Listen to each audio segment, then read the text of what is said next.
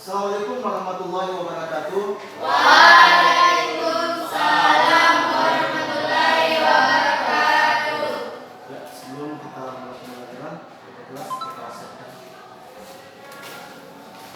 Latihan. Siap. Siap. Gerak. Beri salam kepada Bapak Guru. Assalamualaikum warahmatullahi wabarakatuh. Assalamualaikum warahmatullahi wabarakatuh. Sebelum memulai mata pelajaran hari ini, alangkah baiknya kita membaca doa. Doa yang mulai.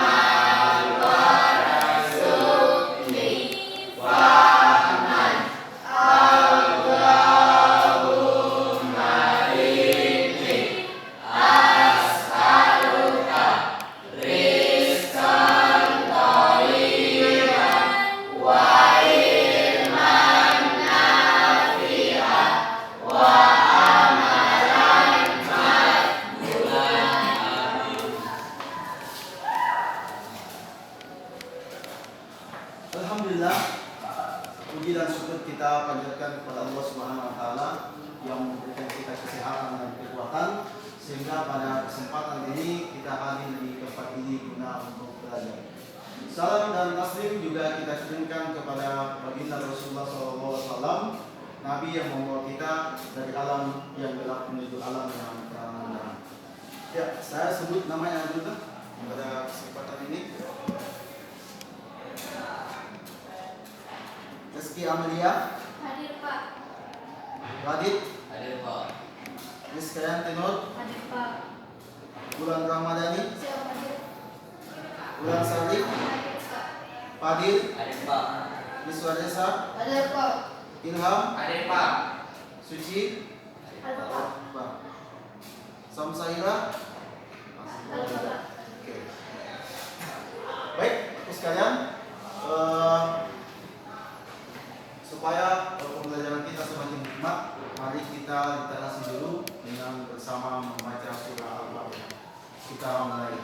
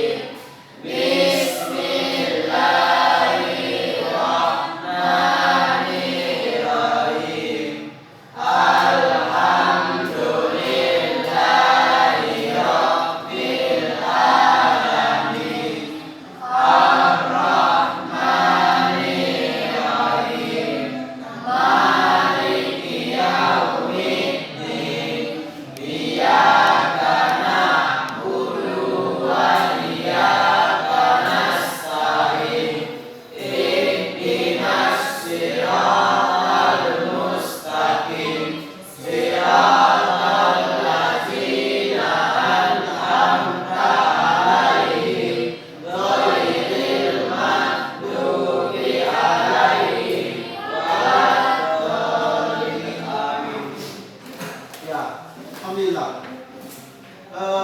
Bapak sekalian, alhamdulillah pada kesempatan hari ini kita bertemu lagi di tempat ini guna untuk mengikuti mata pembelajaran pendidikan agama Islam seperti biasanya.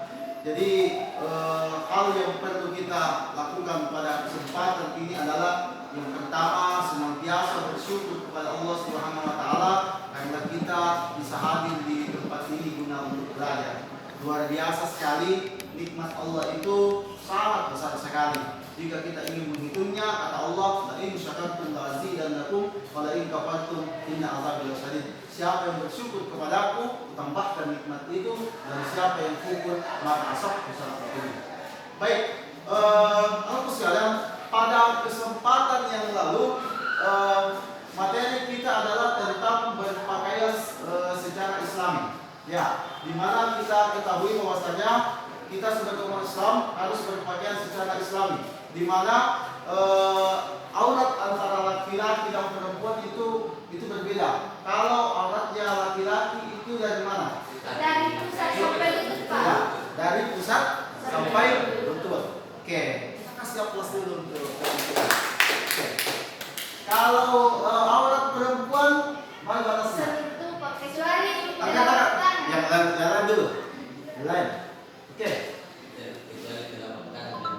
Ya, seluruh tubuh kecuali telapak tangan dan muka. Oke, kita kasih aplaus dulu untuk kita. Ya, alhamdulillah luar biasa. Jadi berarti aku sekalian memperhatikan betul-betul mata pelajaran yang kita yang lalu, dan saya harap bukan ditahu saja, tapi kita bisa aplikasikan dalam kehidupan sehari-hari.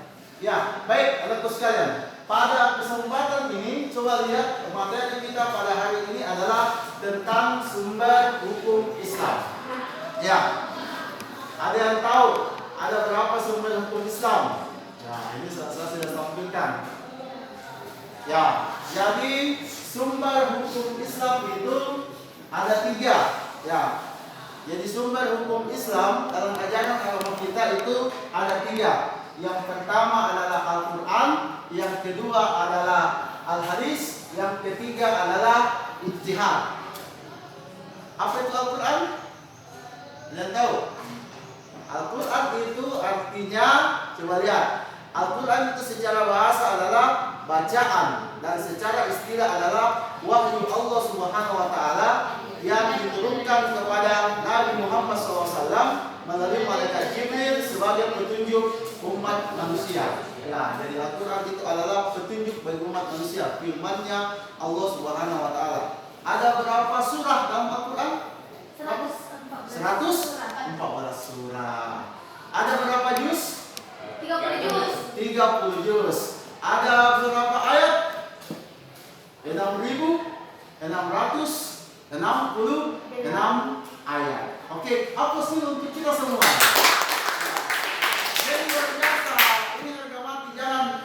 Jadi Al-Quran itu 30 juz, 144 surah, 6.666 ayat. Ya, jadi ini yang harus kita tahu. Ini sumber hukum Islam kita adalah Al-Quran. Jadi petunjuk untuk kita. Selanjutnya hadis. Ya, apa itu hadis? Hadis secara bahasa berarti berita. Sedangkan menurut istilah adalah hal-hal yang datang dari Rasulullah SAW, baik ucapan, perbuatan maupun pengakuan. Jadi hadis ini ada 3. Bukan hadis ini ada namanya hadis qauliyah, ada namanya hadis fi'liyah, ada namanya hadis takririah. Kalau hadis qauliyah itu adalah ucapan Rasulullah SAW. Misalnya Rasulullah menyuruh kita untuk menuntut ilmu. Rasulullah tadi itu adalah hadis secara ucapan. Kalau hadis secara perbuatan, ya artinya perbuatan Rasulullah. Diriwayatkan saya melihat Rasulullah ketika ia sholat maka ia bertakbir dan akhir salam. Ya, itu adalah perbuatannya Nabi. Jadi hadis juga perbuatannya Nabi itu adalah hadis itu adalah bentuk perbuatannya Nabi. Ada juga ketetapan takririah, ketetapan yang telah ditetapkan oleh Rasulullah. Dalam suatu riwayat hadis itu dikatakan bahwasanya ada salah satu bentuk contoh takririah itu ada salah seorang sahabat, 2 orang sahabat keluar bersafar, kemudian datang waktu sholat. Ketika datang waktu sholat, maka ada yang bertayamum, dua-duanya bertayamum kemudian sholat. Dan ketika mereka menunggu air, maka ada yang tidak mengulangnya, tetap mensahkan sholat yang telah dilakukan. Ada yang berwudu kemudian tidak sholat kembali.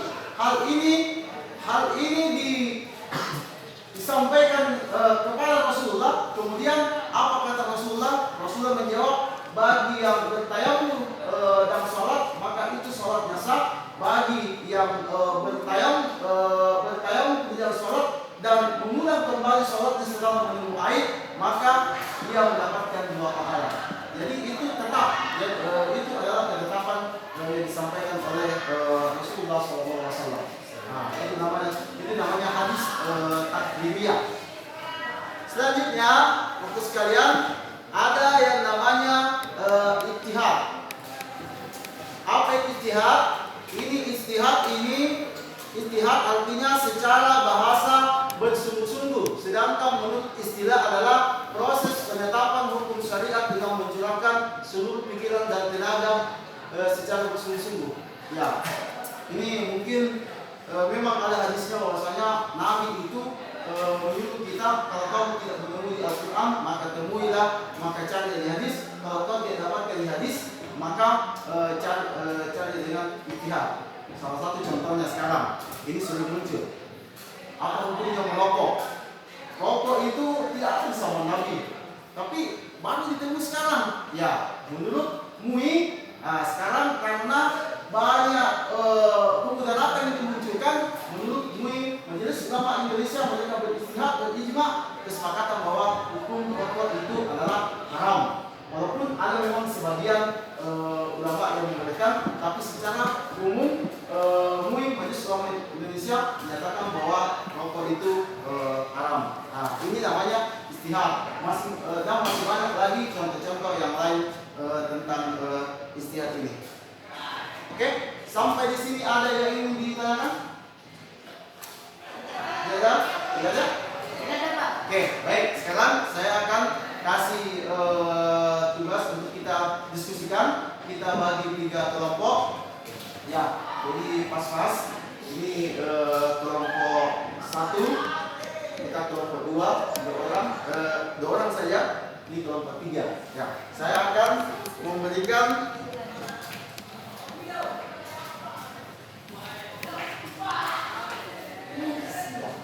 kelompok 1. Silakan kita menghadap kelompoknya.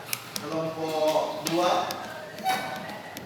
kelompok 3. Kita bagi kelompok. Ya. 2 orang. Ya. Ya, 2 orang. Kita cari jawabannya. Apa dikasih kesempatan?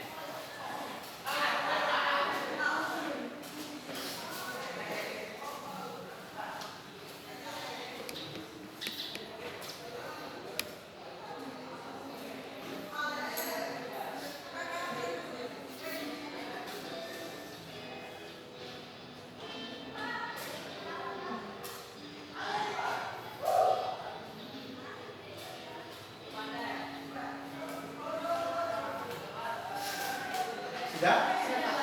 Ya. Jadi masing-masing ada satu kelompok yang akan mewakili untuk membacakannya di atas. Kita diskusikan.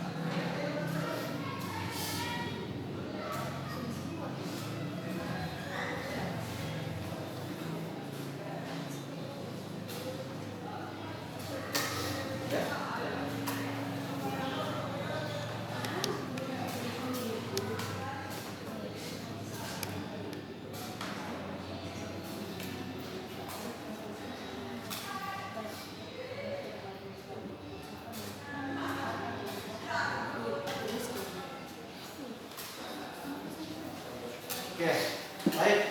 Ya. Untuk kelompok 1, silakan dulu yang pertama mewakili. Silakan.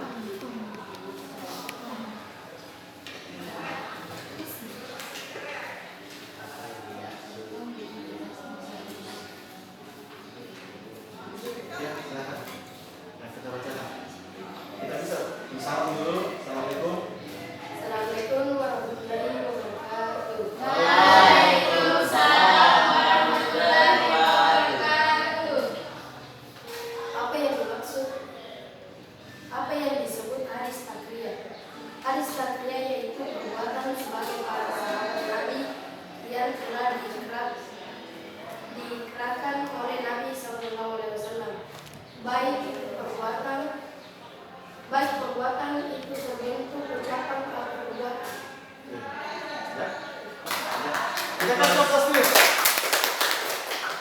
Ada yang ditanyakan? Ya dah. Oke, silakan. Kelompok selanjutnya, kelompok 2. Bisa bersama dan sebut nama perwakilan kelompok 2. Oke, silakan. Assalamualaikum warahmatullahi wabarakatuh. Waalaikumsalam warahmatullahi wabarakatuh. Perkenalkan, nama saya Ilham dari kelompok 2. Apa yang disebut ayat kauniyah? Ayat kauniyah yaitu ayat-ayat dalam bentuk segala ciptaan Allah berupa alam semesta dan semua yang ada di dalamnya. Sekian dan terima kasih. Oke, silakan. Kelompok 3, silakan. Assalamualaikum warahmatullahi wabarakatuh. Waalaikumsalam warahmatullahi wabarakatuh. Kami menerai dari beberapa ketiga. Apa yang dimaksud ayat kauniyah? Ayat kauniyah adalah ilmu Allah Subhanahu wa taala dalam bentuk wahyunya yang terdapat dalam Al-Qur'an dan As-Sunnah sebagaimana yang diberikan kepada Dia. Oke, kita kasih atas. Oke, baik. Jadi alhamdulillah luar biasa sekali anak sekalian pada kesempatan ini kita sudah mendiskusikan, kita sudah mencari tentang sumber hukum Islam, di mana 3 hal dari kelompok 3 dulu tentang ayat qauliyah. Ya, ayat qauliyah itu adalah perkataan dan firman Allah Subhanahu wa taala. Di dalam Al-Qur'an itu yang mulai dari Al-Fatihah sampai An-Nas, ya, itu adalah ayat qauliyah, itu dibaca, itu ayat yang datang dari Allah Subhanahu wa taala, firman Allah Subhanahu wa taala. Yang kedua adalah ayat kauniyah. Ayat kauniyah itu adalah segala bentuk yang terjadi di alam semesta ini kita bisa membaca. Misalnya kita membaca alam semesta, siapa yang menciptakan alam semesta ini? Tercipta dan teratur itu adalah Allah Subhanahu wa taala. Itu namanya kita menggunakan akal kita untuk membaca ciptaan Allah Subhanahu wa taala. Ya, itu luar biasa. Bahkan dalam ayat disampaikan inna fi khalqis samawati wal ardh wa ikhtilafil laili wan nahari la ayatin lil albab. Dan yang ketiga adalah hadis tentang takririyah, di mana kami sampaikan sebelumnya adalah ada 3 hadis dan salah satunya adalah hadis takririyah, di mana hadis ini adalah bentuk daripada ketetapan Rasulullah Shallallahu Alaihi Wasallam. Ya, alhamdulillah pada hari ini menurut sekalian pembelajaran kita telah selesai. Mudah-mudahan bermanfaat untuk kita semua. Saya akhiri dengan ucapan hamdalah. Alhamdulillah.